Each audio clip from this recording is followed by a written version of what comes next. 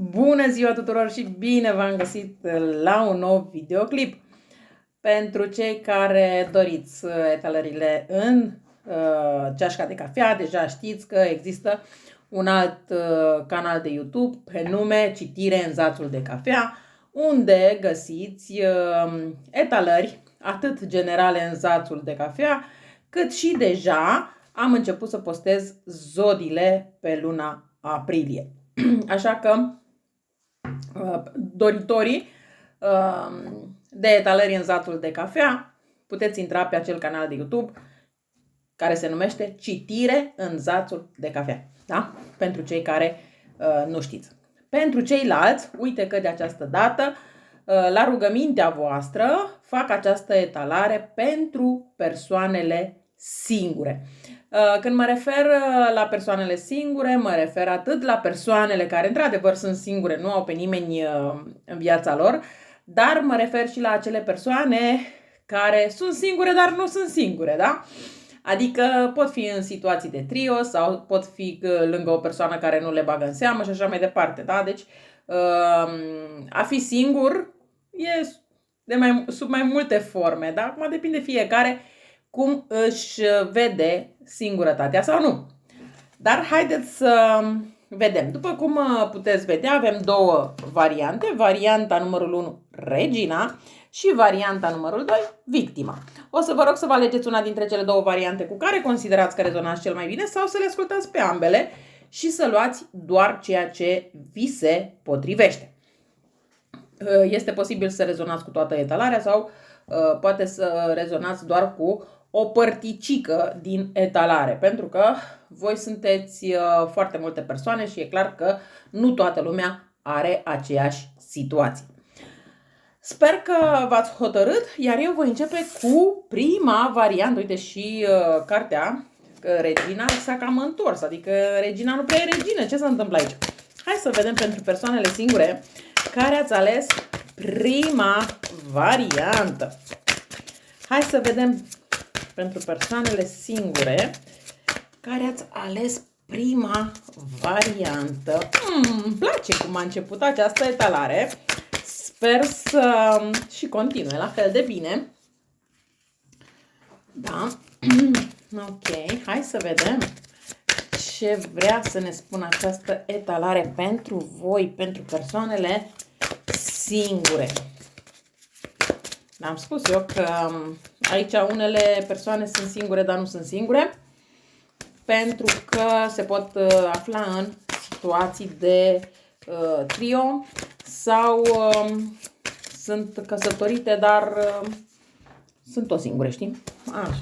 Voi înțelegeți, fiecare dintre voi, ce înseamnă singurătatea.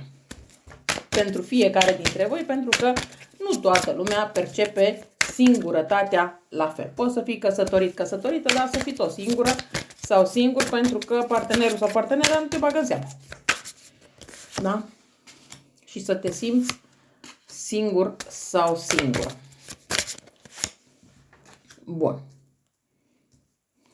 O să încerc să mut cumva cărțile să le vedeți cât de mult posibil. Bun. Aici știu că unii dintre voi veți critica ceea ce vă voi spune, dar și o să-mi spuneți că poate sunt răutăcioasă, însă vreau să înțelegeți că nu toată lumea face la fel. Însă ceea ce văd eu în acest moment este că o parte dintre voi de multe ori vă aruncați într-o relație prea repede, prea cu capul înainte. Aveți probabil și frica de singurătate, probabil că și dorința asta care este destul de mare de a fi cu cineva, da? Deci sunt mai multe astfel de motive pentru care voi acționați așa. Și cumva celelalte persoane vă percep ca și cum vă aruncați într-o relație doar de dragul aventurii. Nu neapărat că și vă doriți o relație în adevăratul sens al cuvântului. Cumva voi sunteți percepuți sau percepute greșit din punctul ăsta de vedere. Adică trebuie să fiți un pic mai reținuți și mai reținute în momentul în care întâlniți o persoană nouă și începeți o relație nouă. Pentru că mie mi-iasă foarte clar aici că voi râvniți după să aveți pe cineva alături de voi, dar nu percep și celelalte persoane acest lucru, pentru că prea vă aruncați cu capul înainte și nu este cazul. Într-adevăr, sunt printre voi și persoane care sunt mai tinere, dar sunt și persoane care, să zicem, sunt trecute de 35-40 de ani, dar acționează la fel ca și cum ar avea 20. Iar asta face cealaltă persoană să dea un pas înapoi.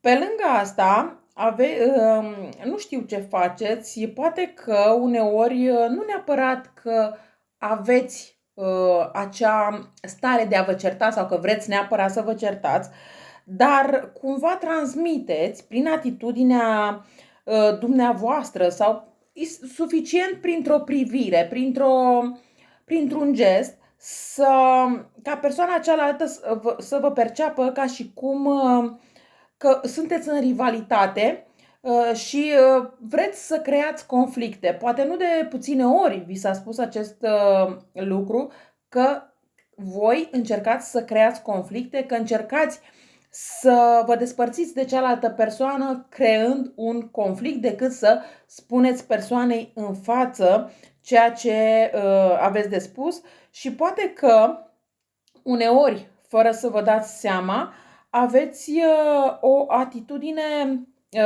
sfidătoare și o încredere mult prea ridicată, o încredere de sine mult prea ridicată, dar în momente în care nu este cazul. Este bine să aveți încredere în voi, pentru că asta vă ajută foarte mult, dar încercați ca acea încredere în sine să nu o scoateți la suprafață în momentele în care nu trebuie. Pentru că voi sunteți într-adevăr, sunteți persoane creative, sunteți persoane cu intuiție foarte bună, persoane inteligente, da? Care puteți și nu doar puteți, dar și atrageți alte persoane de sex opus. Doar că, așa cum am spus, din cauza a ceea ce transmiteți, persoanele respective, da, vor doar o aventură și pleacă mai departe. Este posibil chiar din cauza că ați stat foarte mult, poate singure sau singuri, să fiți destul de vulnerabili. Și atunci persoana respectivă percepe doar că sunteți vulnerabili și profită de acest aspect și cam atât. Da? Deci și nu-și mai dorește o relație serioasă cu voi. Aici văd că vorbim despre persoane cornute, persoane din zodie de aer și avem într-adevăr și câteva de pământ. Iar pe lângă asta văd că ați avut parte de tot felul de persoane destul de șirete în viața voastră. Ați avut parte de persoane care n-au făcut altceva decât să vă păcălească. Acum este momentul în care trebuie să schimbați această atitudine. De ce? Pentru că foarte curând va apărea cineva în viața voastră.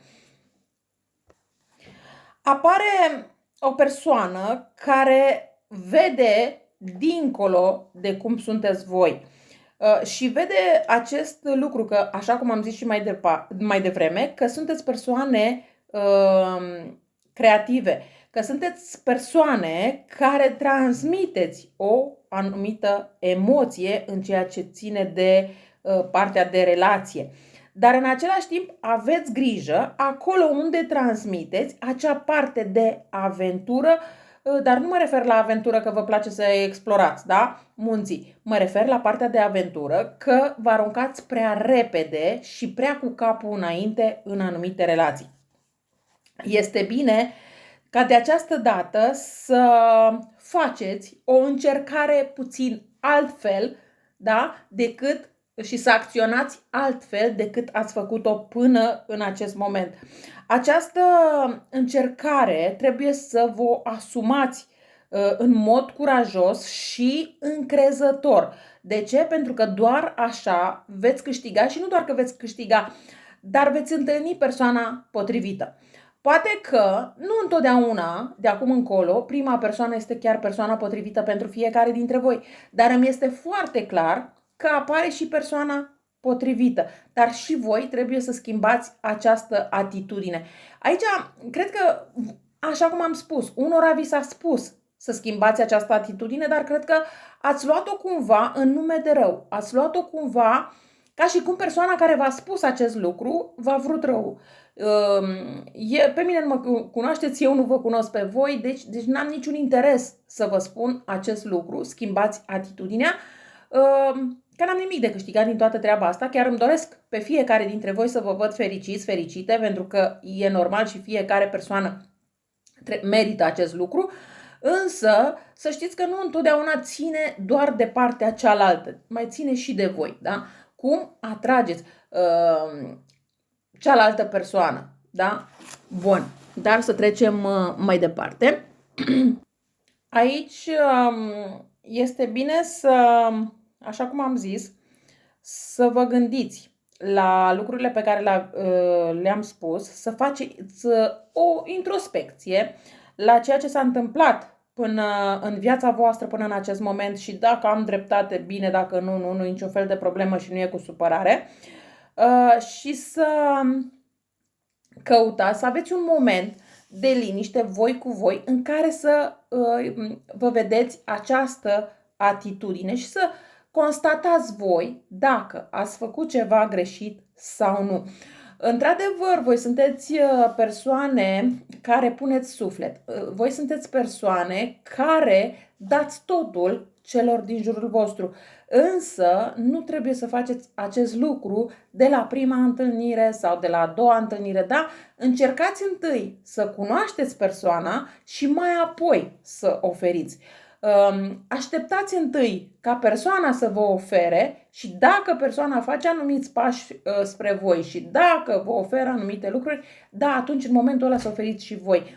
Dar nu că oferiți voi pentru că vi se pare, între ghilimele, că persoanele care apar în viața voastră sunt niște victime, pentru că nu întotdeauna lucrurile stau chiar așa. Și cumva anumite persoane văd în voi acest lucru încă de la început și din acest motiv și profită de acest lucru și nu văd mai departe decât de a profita și cam atât. Dar așa cum am spus, în viața voastră urmează să intre o nouă persoană. În funcție de cum veți acționa și cu această persoană, cât de repede vă dăruiți sau nu, așa vor înainta lucrurile. Dar ceea ce vreau să specific aici este pentru că dacă voi vă schimbați această atitudine de a oferi totul de la început, văd că norocul este de partea voastră. Într-adevăr, o să fie un moment în care voi să vă gândiți, chiar și când întâlniți persoana, dacă merită să avansați sau nu. Aveți într-adevăr de făcut o alegere. De ce? Pentru că această persoană pe care voi o veți întâlni are, din punct de vedere financiar, eu zic că stă destul de bine. Este într-adevăr și o persoană care iubește, o persoană sensibilă, o persoană romantică, dar nu cred că va arăta totul de la bun început. Chiar și această persoană este rezervată. Aici vreau să vă mai atrag atenția în sensul că, așa cum am spus, și cărțile îmi spun că voi aveți nevoie să faceți această schimbare în viața voastră. Însă, parcă nu vreți să o faceți. Parcă ceva vă zice, nu, această schimbare nu o fac, nu e bine, eu trebuie să fiu o bunul samaritean. Nu, nu trebuie să fiți bunul samaritean, ci din contră să fiți bun samaritean cu cine merită. Cu cine nu merită, n-are sens să vă obosiți, pentru că altfel nu veți primi respect din partea celorlalte persoane. Ideea este că odată cu această persoană care reapare și, așa cum am spus, este acel gen de persoană care nu spune totul de la început. Adică, da, povestește în mare parte despre el sau despre ea, dar nu spune totul. Adică, dacă este o persoană care stă foarte bine din punct de vedere financiar, se dă doar o persoană modestă. Sau poate invers, cine știe. Dar aici mi este foarte clar că această persoană, în momentul în care apare, testează apele. Să vadă din ce parte curge. Da? Și atunci, dacă pe voi vă vede la fel, cu aceeași atitudine și destul de vulnerabile și că vă aruncați cu capul înainte, la fel și această persoană va profita și va pleca mai departe.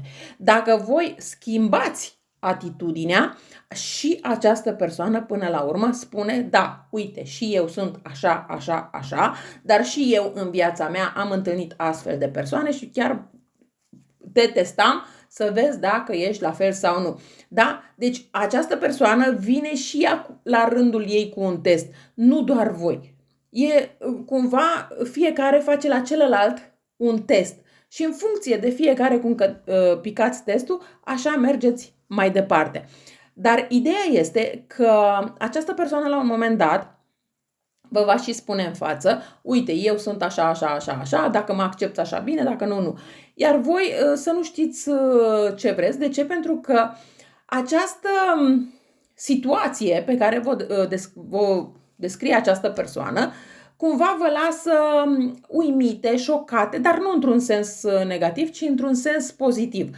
Doar că aici va trebui să faceți voi niște schimbări, în sensul că este posibil să vă schimbați casa, jobul, da? Să faceți anumite schimbări în viața voastră de zi cu zi, dar totodată vă dă și o putere aparte de a merge mai departe în această relație și această relație, din punctul meu de vedere, este o relație de lungă durată. De ce spun acest lucru? Pentru că aici vedeți acest paianjen care s-a prins în această plasă, da? Și nu este așa de ușor de plecat stânga-dreapta și rămâne în această relație. Acum, dacă vă veți și căsători sau nu, asta bineînțeles că se va mai vedea pe parcurs, însă eu nu cred că această relație se va termina prea curând. Apropo de acel păianjen, mi-a venit în minte o poezioară din care o să vă spun și vouă o strofă, nu mai mult, sau să puteți să le considerați că sunt două strofe. Și dacă aveți ceva de înțeles din situația asta, din poezioara asta, bine, dacă nu, niciun fel de problemă. Dar celor care au urechi, este bine să audă. Țesătorule, urzește o fantezie, urzește un vis de mosc văratic, urzește cortina a murgului topnatic. Țesătorule, urzește un destin, urzește firul vieții cu speranță, urzește firava lunii luminanță. Țesătorule, urzește o pânză, făurește fire bogate de mătase ce risipesc ale artistului angoase. Așa că mie mi-este foarte clar că voi sunteți un bun meșteșugar, un artist sau o artistă, da? O persoană dotată cu foarte multă răbdare și destul de atentă la detalii, mai ales la detalii pe care nu oricine le vede. Iar acum vi se cere sau vi se indică, cum vreți voi, la o implicare în acest proiect, în a vă căuta sufletul pereche. Pentru că dorința voastră de a vă găsi pe cineva este destul de mare, iar destinul vă oferă această șansă, însă șansa trebuie să vină și din partea voastră.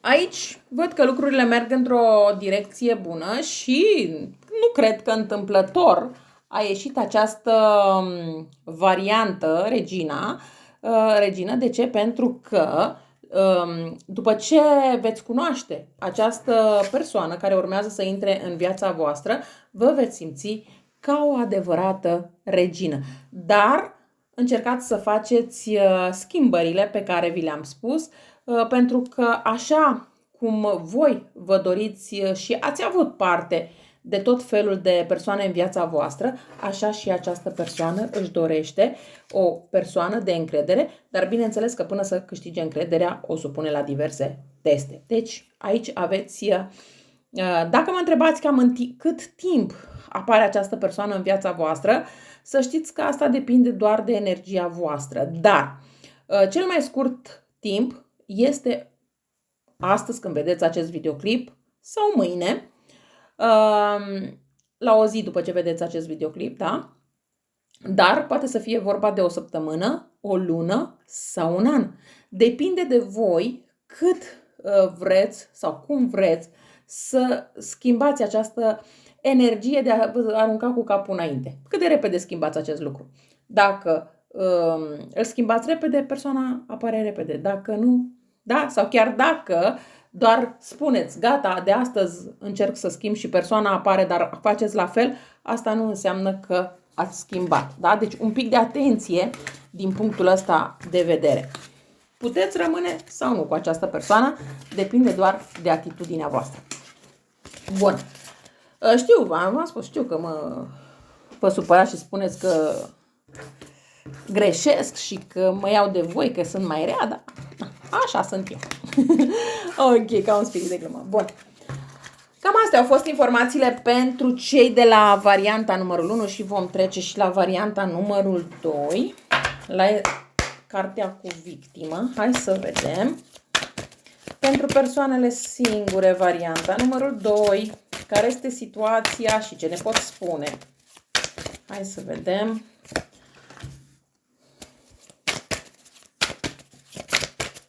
Varianta numărul 2. Care este situația și ce ne poți spune? Păi aici încep prin a spune că vorbim foarte clar, sunt foarte multe persoane din zodie de aer. Dar asta nu înseamnă că nu avem și alte persoane, da? Din alte zodii. Dar o să așez cărțile și vedem. Exact ce spuneam puțin chiar la începutul videoclipului, că nu toate persoanele sunt singure, în adevăratul sens al cuvântului. Aici avem și persoane care, să zicem, oficial sunt singure, dar neoficial sunt în situații de trio, în sensul că se văd cu o anumită persoană care are o altă relație sau poate că este chiar căsătorită. Da? Dar îmi place că văd că și la voi se repetă situația de final. Deci ar trebui să ascultați finalul și de la prima variantă, pentru că e un final asemănător. Da?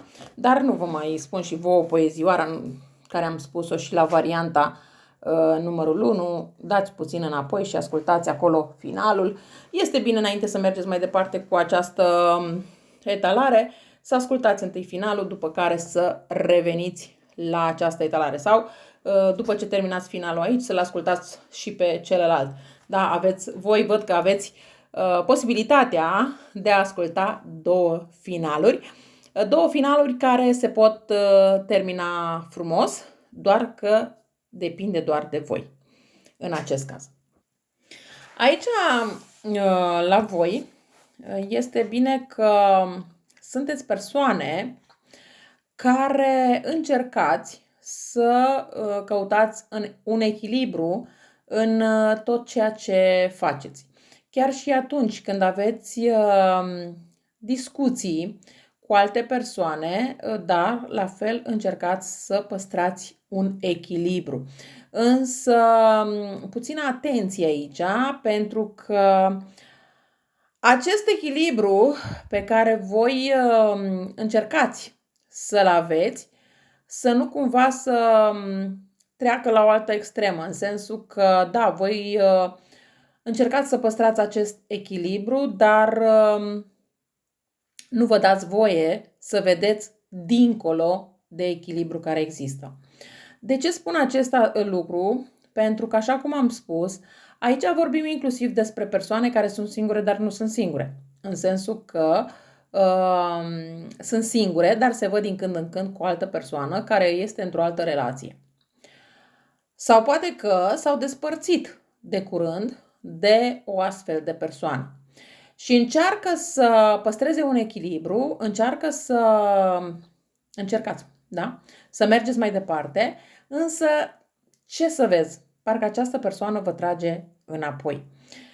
Aici este bine să vă hotărâți foarte clar ce vreți pe mai departe.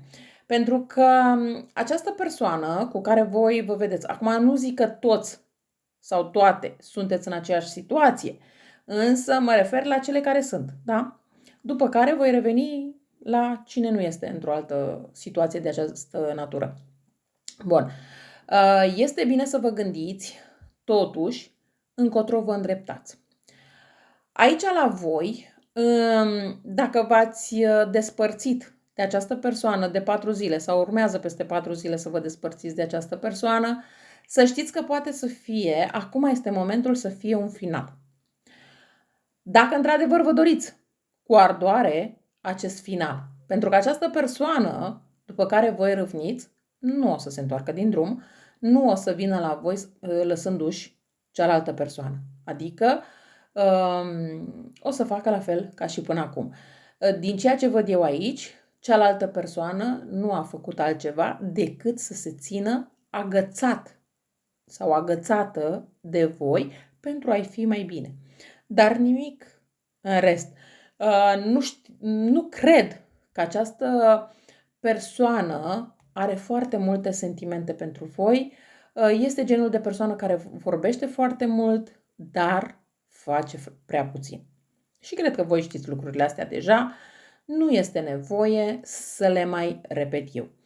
Așa cum am spus, da, acum poate să fie un final. Chiar dacă, din punct de vedere, este un eșec. Un eșec dintr-o relație.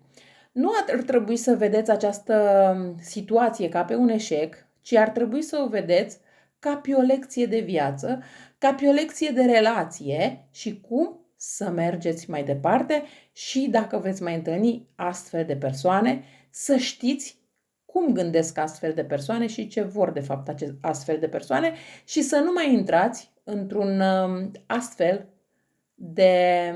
de relație, da? Bun. Pentru că nu iasă nimic pozitiv pentru voi. Da? Dar dacă vreți să mai continuați cu această persoană, puteți să continuați, dar v-am spus, continuați în același ton. Acum mă refer la persoanele care sunt într-adevăr singure și își doresc o altă persoană. Da, puteți fi și voi cei despre care am vorbit până acum, nimic de zis. Într-adevăr, veți întâlni o altă persoană. Această persoană este posibil să fie zodiarac, scorpion, e o zodie de apă, mai mult, da? Și este posibil să o întâlniți la un drum, să mergeți, nu știu, într-o excursie, să mergeți, nu știu unde trebuie să mergeți voi la un drum, dar acolo să întâlniți această persoană. Sau această persoană, într-un fel sau altul, vine de la un drum. Dar, ce să vezi, întâmplător, vă întâlniți cu această persoană.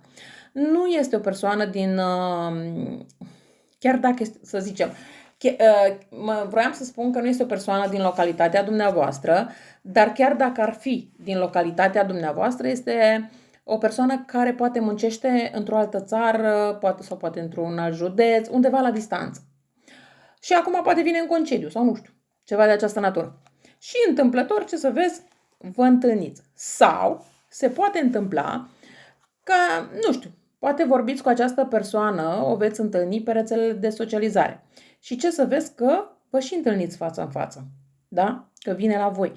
Da? Deci poate să fie și o astfel de persoană. Acum, nu neapărat că eu am zis zodie de apă, dar poate să fie și altă zodie și cu ascendenți, lună, planetă într-o zodie de apă, da? Bun.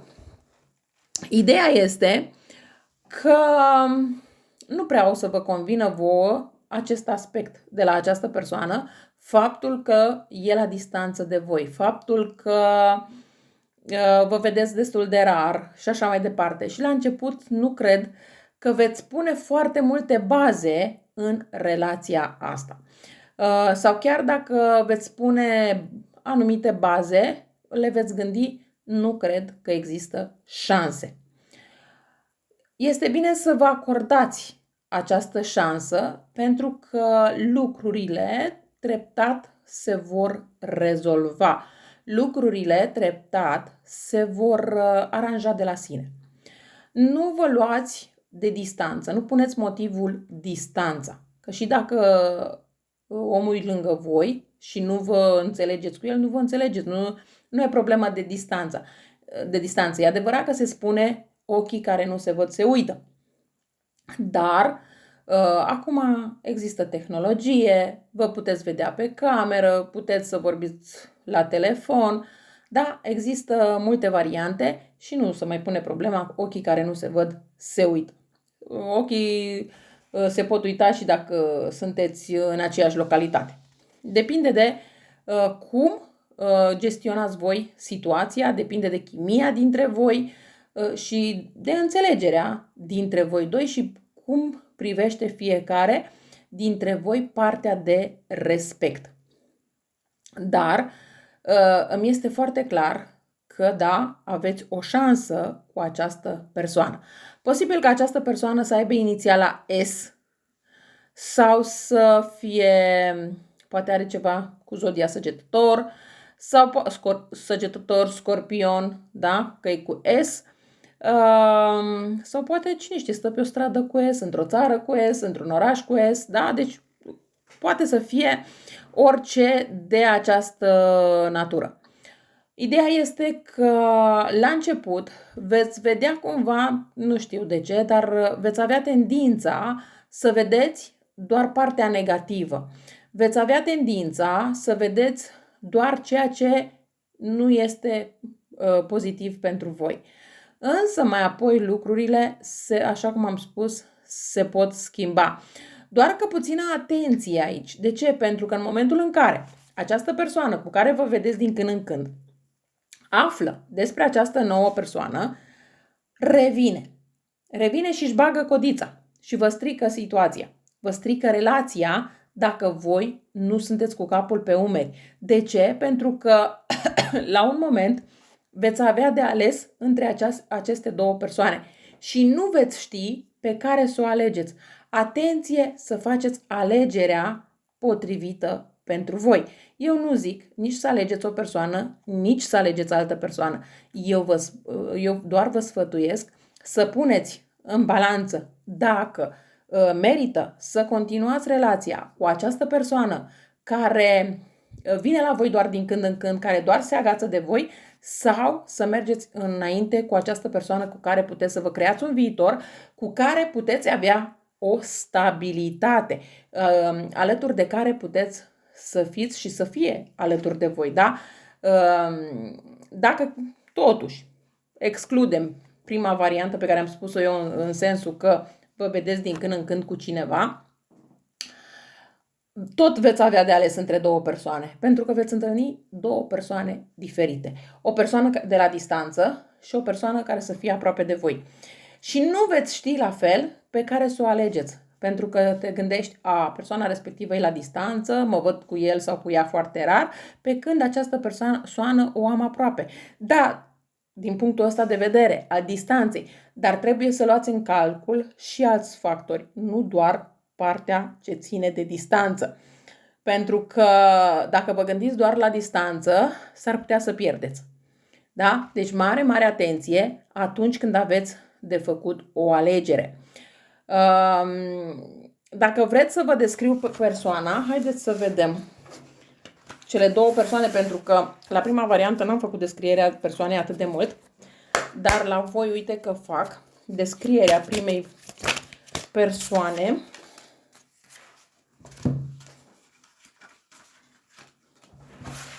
Și descrierea celeilalte persoane.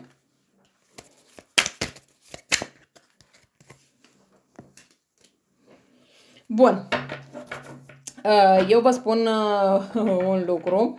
Din punctul meu de vedere, și cred că v-ați dat seama și din ceea ce am vorbit puțin mai devreme, când am spus că dacă țineți cont de distanță veți pierde. Pentru că, din punctul meu de vedere, această persoană care este la distanță este persoana potrivită pentru voi. De ce? Este persoana care știe să vă ofere iubire, este persoana care știe cum să fie alături de voi și care are sentimente destul de sincere din punctul meu de vedere. Pe când cealaltă persoană care este aproape de voi poate să fie într-adevăr o persoană care pare la început iubitor, iubitoare, însă este o persoană destul de vicleană. De ce spun acest lucru? Pentru că această persoană se poartă frumos doar la început, până vă cunoaște slăbiciunile, până când vă prinde în plasă, cum se spune. După care își schimbă atitudinea față de voi și devine o persoană destul de rece. Nu doar că devine o persoană destul de rece, dar nici nu-și dorește să facă pași foarte importanți în legătură cu voi. Este cumva genul de persoană care, da, vrea să fie cu voi, dar îi place să fie admirat sau admirată și de alte persoane. Iar vouă lucrul ăsta, bineînțeles că nu o să vă cadă tocmai bine. De asta v-am zis un pic de atenție la alegerile pe care urmează să le faceți. De asta vă spuneam, pentru că am această carte care a ieșit la persoana de la distanță, care spune așa că voi veți fi provocați la un moment dat să efectuați o alegere, ceea ce spuneam, să lăsați fructele de pe crengi să crească acolo unde sunt sau să le așezați în coș, mâncându-le și savurându-le. Ce vreți voi să faceți? Să lăsați fructele în coș sau să le mâncați? Da? Problema care se pune constă în primirea răsplății pentru muncă și strădanie. Semințele au fost răspândite. Timpul trudei și al așteptării s-a scurs. În primul rând aici s-a scurs timpul în care voi trebuie să mai așteptați să apară altă persoană în viața voastră. Acum apar roadele, dar trebuie să vă gândiți destul de serios pe cine alegeți.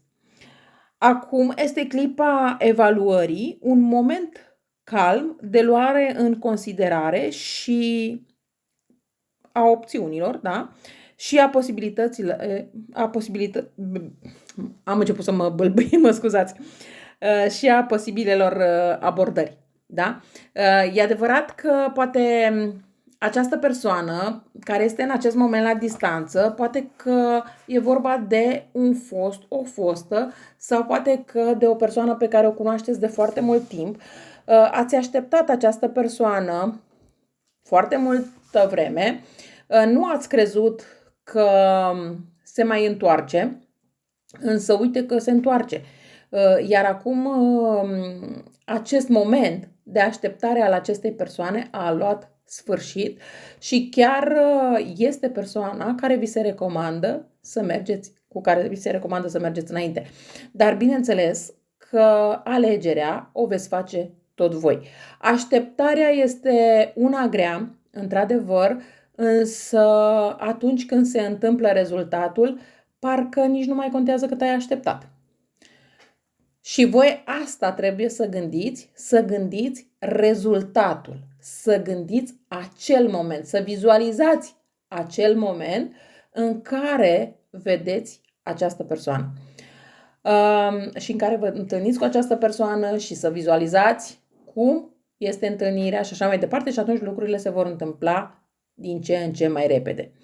Dacă cumva știți deja cine este această persoană la distanță, într-unul din videoclipurile trecute, nu mai știu exact în care, pentru că cei care mă urmăriți deja știți, am dat chiar un sfat, un sfat destul de ușor pentru persoana, ca să știți dacă persoana respectivă e persoana potrivită pentru voi. Un sfat pe care îl puteți face fără niciun fel de problemă, însă nu aveam de gând să-l mai spun, dar vi-l mai spun încă o dată pentru voi, ca să-l faceți și să vă dați seama dacă vorbim despre aceeași persoană sau nu. Dacă cunoașteți persoana, la asta mă refer. Acest sfat despre care vorbeam, vi-l spun, este un sfat de dragoste și este despre a face pe cineva să se gândească la tine sau chiar să te observe.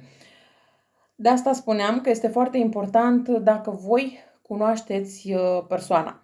Înainte de a începe sfatul, concentrează-te pe persoana pe care o dorești pentru câteva minute. Dacă ai o poză cu el sau cu ea, cu atât mai bine. Materialele de care aveți nevoie este un cuțit ascuțit, o lumânare roșie, o farfurie mică, 1-2 linguri de cuișoare, 1-2 linguri de zahăr sau 1-2 linguri nucșoară măcinată, este bine, și un bol mic. Ritualul se face în felul următor. Stai liniștit sau liniștită, vizualizează-te pe tine și pe cealaltă persoană, că stați unul în fața celuilalt și vorbiți. Folosind cuțitul, scrie numele pe lumânare împreună cu cuvintele aduce dragoste, așezați lumânarea în centrul farfuriei și aprindeți-o. Apoi amestecați condimentele în bol, presărați acest amestec în jurul lumânării ca un cerc și spuneți aceste cuvinte. De 7 ori trebuie spus. Deci, următoarele cuvinte sunt astea.